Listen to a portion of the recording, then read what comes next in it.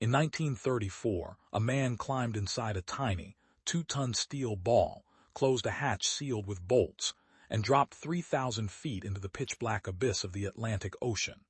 He was going deeper than any human being in history. Through a tiny window of fused quartz, legendary naturalist William Beebe saw things that shouldn't exist.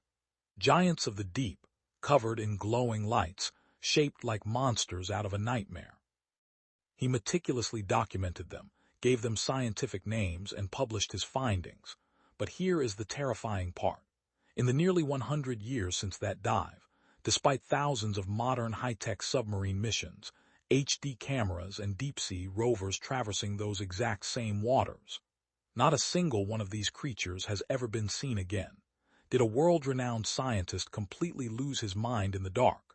Was it a massive hoax to secure funding? Or are there massive, intelligent predators hiding in the deep ocean that only show themselves when they want to be found? Today, we are diving into the unconfirmed monsters of the bathysphere. William Beebe wasn't a conspiracy theorist or a monster hunter looking for a headline. He was one of the most respected naturalists of the 20th century. He was a close friend of Theodore Roosevelt and a brilliant observer of nature.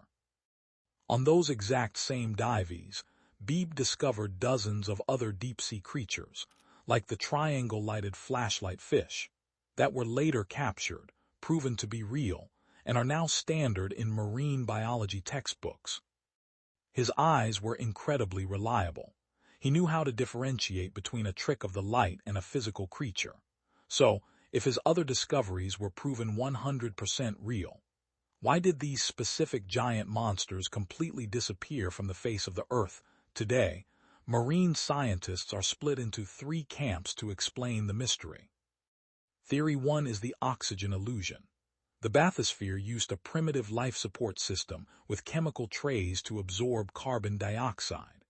If the oxygen levels got a little too high or the carbon dioxide built up, Beebe could have been suffering from mild hypoxia, hallucinating giant monsters out of ordinary, small fish. Theory 2 is the funding scam. Deep-sea diving in the 1930s required massive financial backing.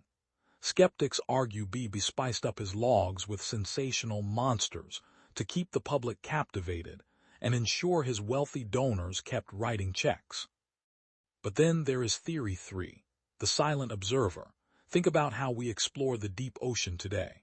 We drop massive, roaring, metallic ROVs equipped with blindingly bright halogen lights.